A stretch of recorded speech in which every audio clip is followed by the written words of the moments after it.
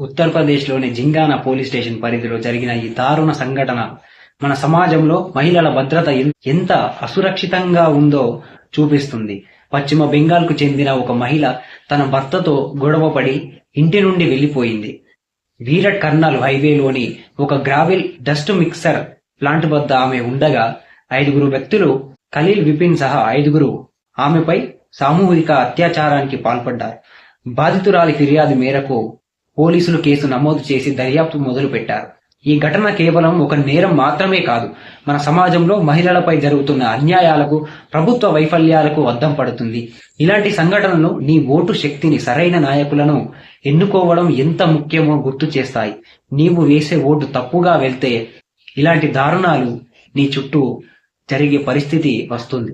నీ అభిప్రాయం ఏంటో చెప్పరా? ఈ సమస్యను ఎలా ఆపాలి? నేను చెప్పిన దానిలో నిజం ఉంది. ప్రజలు తప్పుడు నాయకులకు ఓటు వేస్తే ఇలాంటి దారుణ సంఘటనలు, జింగానాలో మహిళపై సామూహిక అత్యాచారం లాంటివి ఎదుర్కోవాల్సి వస్తుంది. ఓటు అనేది కేవలం ఒక బటన్ నొక్కడం కాదు, అది నీ భవిష్యత్తును, నీ సమాజ భద్రతను నిర్ణయించే బాధ్యత. నీవు వేసిన ఓటు తప్పుడు నాయకుడిని అధికారంలోకి తెస్తే అది నీకే వ్యతిరేక దిశలో తిరిగొస్తుంది. అత్యాచారాలు, అసురక్షిత వాతావరణం అన్యాయం రూపంలో తిరిగి వస్తుంది. ఓటు అంటే నీ శక్తి. నీ ఓటు నీ గొంతు, నీ హక్కు. నీ సరైన నాయకుడిని ఎన్నుకోకపోతే నీ సమాజంలో జరిగే అన్యాయాలకు నీవు కూడా ఒక విధంగా బాధ్యుడవుతావు. జింగానా లాంటి ఘటనలు జరగడానికి కారణం ప్రజలు ఎన్నికల్లో నిర్లక్ష్యంగా ఓటు వేయడం, నాయకులను వారి చర్యల ఆధారంగా కాకుండా ఇతర అంశాలతో ఎన్నుకోవడం. తప్పుడు నాయకులు, తప్పుడు ఫలితాలు. నీవు ఎన్నుకున్న నాయకుడు మహిళల భద్రత, నేర నియంత్రణ, న్యాయ వ్యవస్థను పటిష్టం చేయకపోతే ఇలాంటి దారుణాలు జరుగుతూనే ఉంటాయి.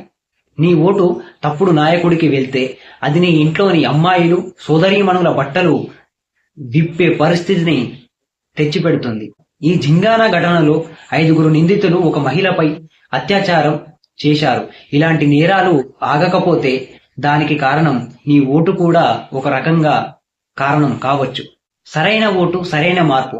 సరైన నాయకుడిని ఎన్నుకుంటే మహిళల భద్రతకు ప్రాధాన్యతనిచ్చే పాలన, త్వరిత న్యాయం, పోలీసుల సంస్కరణ, సమాజంలో అవగాహన కార్యక్రమాలు ఇవన్నీ సాధ్యమవుతాయి. నీ ఓటు నీ సమాజాన్ని సురక్షితం చేయగలిగే శక్తిని ఇస్తుంది. కానీ నీవు నిర్లక్ష్యంగా లంచాలకు లొంగి కులం, మతం, ఇతర భావోద్వేగాలకు ఓటు వేస్తే నీవు నీ బట్టలు విప్పుకున్నట్లే అవుతుంది. అర్థమయ్యేలా ఒక చిన్న ఎగ్జాంపుల్ చెప్తా.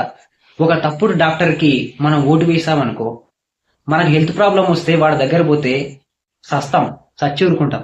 సేమ్ అట్లే అదే విధంగా ఇప్పుడు చెప్పడం కొద్దిగా వేరే విధంగా చెప్పొచ్చు, బట్ కొంచెం బ్రాడ్గా ఆలోచించండి, మీకే అర్థమవుతుంది. వీటన్నిటికీ పరిష్కారం ఏంటి? ఓటు వేసే ముందు ఆలోచించు. నాయకుడి గత చరిత్ర, వారు మహిళల భద్రతకు ఏం చేశారు, నేర నియంత్రణలో వారి పనితీరు ఏంటి, ఇవన్నీ చూడు. అవగాహన పెంచు. నీ ఊరిలో, నీ స్నేహితుల్లో ఓటు శక్తి గురించి చెప్పు. ఒక్కొక్క ఓటు సమాజాన్ని మార్చగలదు. ప్రభుత్వాన్ని ప్రశ్నించు. యూపీలో యోగి సర్కార్ ఇలాంటి ఘటనలను ఎందుకు ఆపలేకపోతుంది? ప్రభుత్వాన్ని ప్రశ్నించు. యూపీలో యోగి సర్కార్ ఇలాంటి ఘటనలను ఎందుకు ఆపలేకపోతుంది? నీ ఓటు ద్వారా వాళ్ళను జవాబుదారీగా చెయ్యి. ఒరేయ్, నీ ఓటు నీ ఆయుధం. అది తప్పుగా వాడితే జింగానా లాంటి ఘటనలు నీ ఇంటి ముందరే జరుగుతాయి. నీవు సరైన నాయకుడిని ఎన్నుకోకపోతే నీ ఓటే నీ సమాజాన్ని, నీ ఇంట్లో అమ్మాయిలను అసురక్షితం చేస్తుంది. సరైన ఓటు వేయి. సరైన మార్పు తెచ్చుకో. ఇలాంటి దారుణాలు ఆగాలంటే నీ ఓటు సరిగ్గా వాడు. నీవు ఏమనుకుంటున్నావు? నీ ఓటు శక్తి ఎలా ఉపయోగిస్తావు? వీలైతే కామెంట్లో చెప్పండి. నేను మాట్లాడిన దాంట్లో ఏదైనా తప్పుగా ఉంటే ఫ్రెండ్లీగా ఒరే అనే విషయాన్ని కొంచెం అర్థవంతంగా ఉండేందుకు మాత్రమే యూజ్ చేశాను, క్షమించాలి. వీలైతే లైక్ చేయండి, లైక్ చేయకపోయినా పర్లేదు, బట్ సమాచారాన్ని